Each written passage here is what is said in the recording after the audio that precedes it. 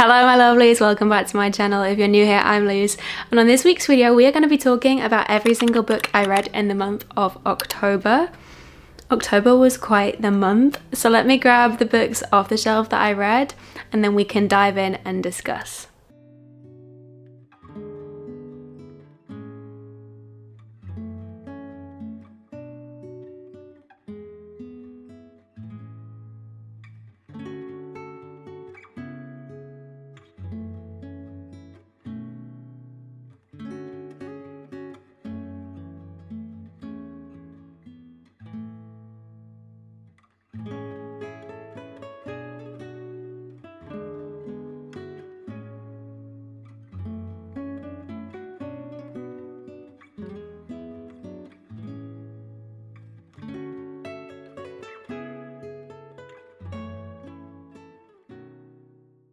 Now, October for me, I had really huge high hopes for. I literally said in my last video when I was talking about my October TBR, I was like, October is my favourite reading month of the year.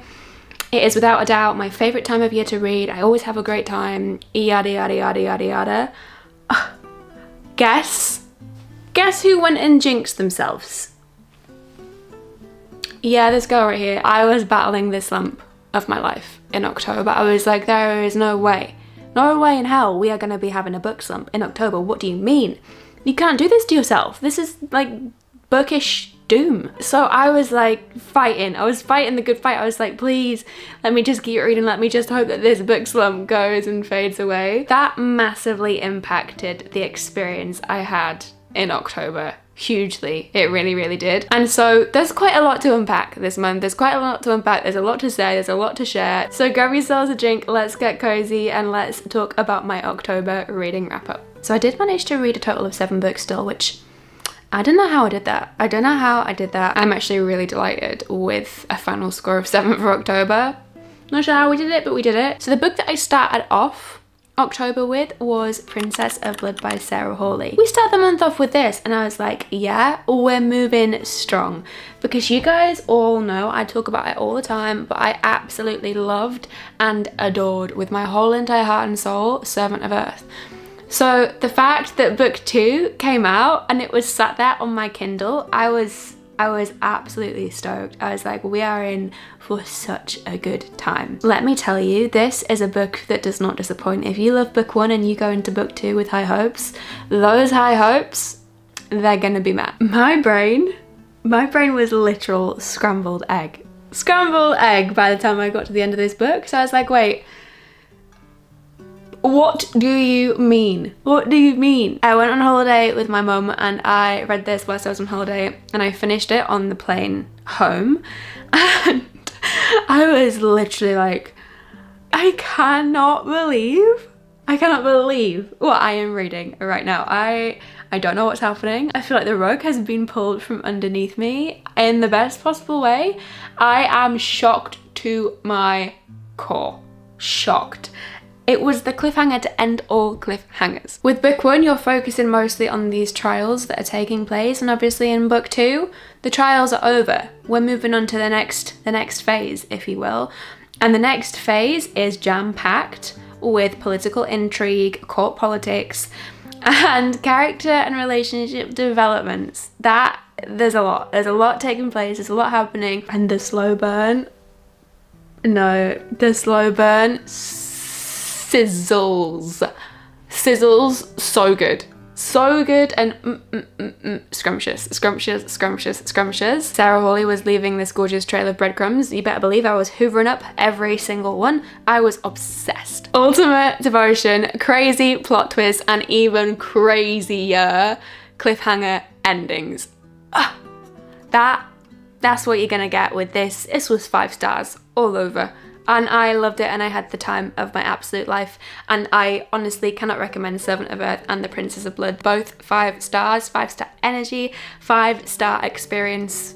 It's a must. And so now you're thinking, hold on a minute, Luz, you started off the month with a 5-star read, so where did it all go wrong? Where did it all go wrong? Well, then we moved on to The Maidens by Alchemized. This is kind of where the wheels fell off the train a little bit here. I was really hopeful that this was going to be good. I read a thriller last month. It was 1 star. Wasn't a great time. Read this thriller in October and 2 star situation. I actually was surprised because the writing in this was nice. I enjoyed Alex Macleady's writing. I thought that it held a lot of promise and a lot of potential, but for me, I guessed the whole plot line from the get-go. There was nothing that surprised me. It was very much clear-cut, very much straight shooting.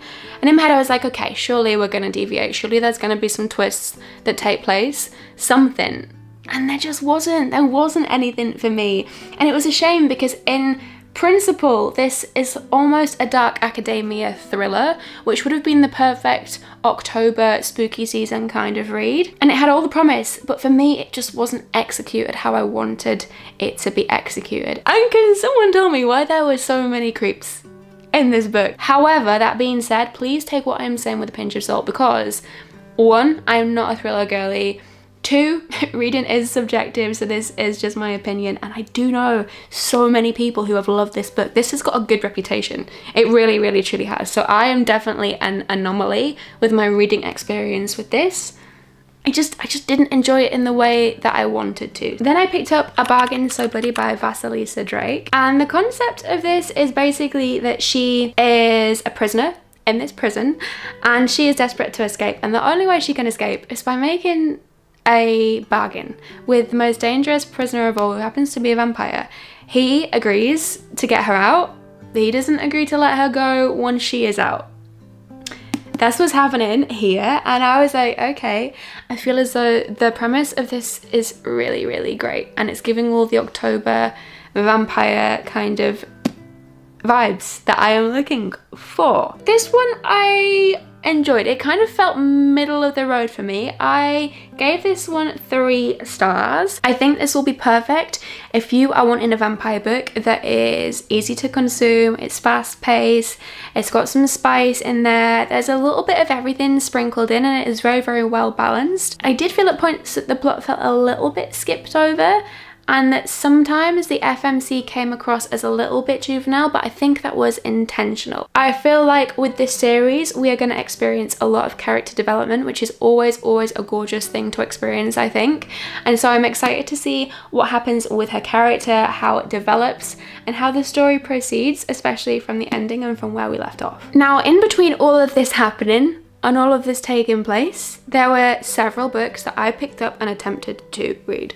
Let me tell you the books that I picked up and started and had to put back down again. I picked up and I started The Secret History by Donna Tartt. So with this, I literally got 48 pages in, we did a chapter, and I was struggling. I was struggling so bad. A lot of people that have read this have left comments saying that you need to be in the right headspace for this to hit its mark. If you're not, it's going to be a struggle and you're going to be battling through the entire time. So when I got to 48 pages and I was really struggling for the life of me, I was like, this does not feel like the right book right now. I'm not loving it, I'm not enjoying it, but I feel as though based on what everyone has said, there's potential for me to love it. So I want to give this the chance that it deserves. So I put a pin in it with hit pause, and my plan is to resume this when I'm in the right headspace. And then another book that I picked up and started was Hollow by the Twisted Sisters. This is the ARC copy. Now I had the opposite experience with this. I again was not in the right frame of mind, and I got a chapter in with this too, and I was like, I feel like this is gonna have so much more of an impact if I wait until I'm in the right headspace. You know when you know a book's gonna be amazing, but you're like, it's the right book, but it's not the right time for me to be reading this book because I just don't know if I'm gonna have the experience that I want to have and that I feel like has the potential to have. So we also hit pause with this, and this is on our November TBR, because now I feel like I'm back in my groove, I'm back in my streak, and I feel like I'm gonna have an amazing time with this. When I picked this up mid-October, I was not in the right headspace in any way, shape or form. So I'm really glad that I didn't continue with this. And instead I was like, okay, what am I feeling like? What do I need that is gonna get me out of this funk that I am in? So I picked up a different genre and I started People Watching by Hannah Bonham Young. I was just completely and utterly in love with this book. I've seen people say this is not Hannah's best work. It's my first Hannah Bonham Young book, so I cannot comment on that. For me, I loved this. I gave it 4 stars.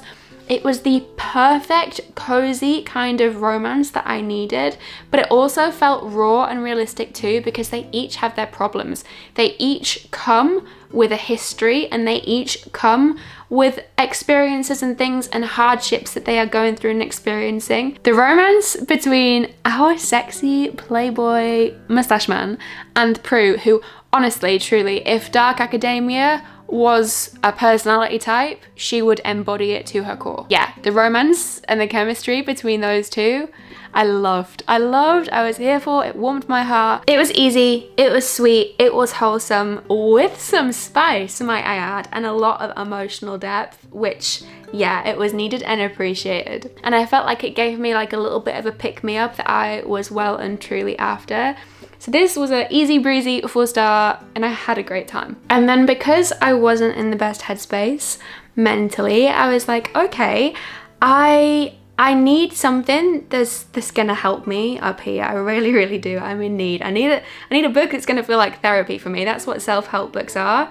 So I reached for the only book by Brianna Wiest that I haven't read, which is 101 Essays Change the Way You Think. I listened to it in audio, and straight away I was like, my girl Brianna, she always knows the exact thing to say to get me out of a really rubbish headspace. She does, without fail, every single time. Her books, for me, just always feel like you're listening to a best friend send you a voice note with just all of the love and advice and the wisdom and every single thing that you are desperately needing to hear and be told by someone in such a loving and healing kind of way. That is what her books do for me. And I feel like in particular with this one, no matter what you're going through, there will always be something that you can take from one of her books. And it's also why I will revisit her books time and time again, and each time I will take something different with me. And it was a 4.5 stars, and I will forever and always recommend Brianna's books, especially if you are struggling or going through a difficult time. Give it a try, you never know. Now, this is where it gets a little bit interesting, because I truly think I lost the plot. I think I lost the plot in October because for some strange reason, and I really don't know why I did this, I started reading 2 books at the same time. And normally if I'm ever gonna read 2 books at the same time, it will be like a fantasy and a romance. It will be 2 books that kind of counterbalance each other. One's a palate cleanser, one's a hard-hitting fantasy, and we can kind of, you know, intermingle the 2. Or I'll start a little bit of one, I'll start another and I'll finish it, and then I'll come back to the other. I don't tend to tandem read 2 books of the same genre at the same damn time. So tell me why I thought it was a good idea to do it with these 2. Why? What was wrong with me in October? Why? I made really seriously questionable choices at this point. I do not recommend. Do not recommend this to a single person, and I do think it impacted my reading experience with this book in particular. So this was my book club's pick for the month. This has got an amazing reputation. Let me just start out by saying this. It's dark, it's gothic, and it on paper should be entirely my cup of tea. Like, this has got one of the best slow burns in it ever, according to the book girlies. I can so see why this should have been my cup of tea. Oh, guys. It pains me to say, it really pains me to say, I didn't enjoy this book. I tried. I really truly tried with every single inch of my heart and soul. First thing you need to know about me, and I've said it before, but I'll say it again, I have a huge phobia of spiders. And I try and get over it. I try and be better than my fear, and it is something I'm consciously and constantly trying to work on. And yes, there are spiders in a lot of other fantasy books. They're sprinkled in, you know, a little bit of this, a little bit of that. I can kind of like be like, oh, okay, yeah, I've noticed that's there, but we're going to carry on with the plot, and it's over and done before you know it. Yeah, not the case with this book. A primary feature, frontline creature, spiders. Yeah, they are in abundance in this book, and it was creeping me out in the worst possible way. Like, I love a book that makes me feel, but I don't want to be creeped out to that level. I don't want to go to bed and be having nightmares about them, because that was what was happening. It was impacting my sleep. And then at the end, we're literally like, I don't know, about 50 pages from the end, and there was a scene in which spiders crawl out of somebody's eyes. No. I have to put my foot down. I have to draw a line somewhere. And that for me is a boundary. It's a boundary, it's a line. And I was like, I've never felt this way before, but I'm 50 pages from the end and I want a DNF. I want a DNF so bad. So that massively impacted my reading experience with this. Brought the score down for me because I just couldn't enjoy it for that reason primarily. And I feel as though that's understandable. I feel as though that's okay. I can appreciate that Kerry's writing is stunning. It is so beautiful. It is so gorgeous. It's a work of art. I loved it. I love the world that she created. However, I just found myself unable to connect with the world. I did start listening to the audiobook about 100 pages in, and it made such a difference. It's narrated beautifully, but I also feel like it's one of those ones where you either love it or you don't. And I just constantly kept trying to connect. I just constantly trying to figure out what's going on, but it just felt disjointed. And I just didn't relate to it in the way that I wanted to, and I didn't connect with it in the way that I wanted to. But what I will say is that I would still recommend this. Even though it was a 2-star for me, I think the majority of people will love this, and the slow burn in it is sensational. It really, really, really is. It's one of its key components, its selling features for sure. So if you are looking for a really dark, autumnal, gothic, slow burn fantasy, then this you will love it. And I think so many people will, but for me, it just wasn't my cup of tea. And then we wrapped up October with Alchemized by Sen-Lin Yu. We started off the month with a 5-star read with Princess of Blood. We finished the month with a 6-star read with Alchemized.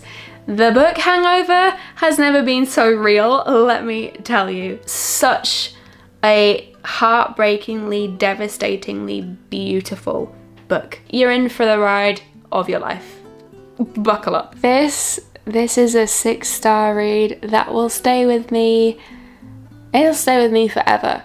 It really, really will. I was absolutely ruined with this book. Like, just even thinking about it now makes me want to cry, because what transpires and what takes place is first and foremost really, really important to read, I personally think.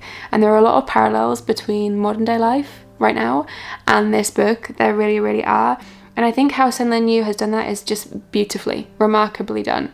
And what our characters have to endure and what they have to go through blows my mind. If you are thinking about reading this, please, please, please check the triggers, because this one hits heavy and it hits hard. If you are the type of girly who loves a book that makes you feel, who wants a book that moves you and that is just raw emotion through and through, this, look no further. It won't get better than this. It won't. This, a work of art.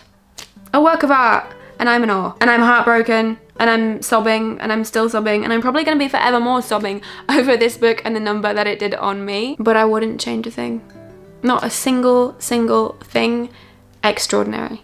Extraordinary, God tier, one of my all-time favourite reads I have ever had the pleasure of reading. And I say pleasure with a pinch of salt because you're gonna go through it. You're gonna go through it, but like I said, you will want and soak up and inhale every single page. God tier. And I feel like this is pretty obvious, but just in case you wonder, just in case you want a little quick speedy wrap up as to what my favourite book of the month was, it was obviously Alchemized, no question. And then my least favourite book of the month was The Maidens by Alex Macleides. Just wasn't my cup of tea, whereas this was entirely my cup of tea. We've got both books on both ends of the scale. But, you know, October was was a ride. It was a ride, and it's probably been my least favourite reading month of the year actually. But that being said, it does make me really excited for November, because I think, okay, we can only go up from here, we can only go up, and I still managed to have 2 5-star reads, you know? It's not like it was the worst month in the entire world. There were just quite a few books that really weren't my kind of vibe, and that I just didn't connect with. Headspace, I do think, plays a massive part. And so I'm going into November with a really good headspace. So, you know, fingers crossed that we can just continue that vibe and that we can have some sensational reads in November. But that is everything for this week's video. Thank you so much, as always, for watching. I hope you have an absolutely wonderful, gorgeous week, and I will see you guys at the next one.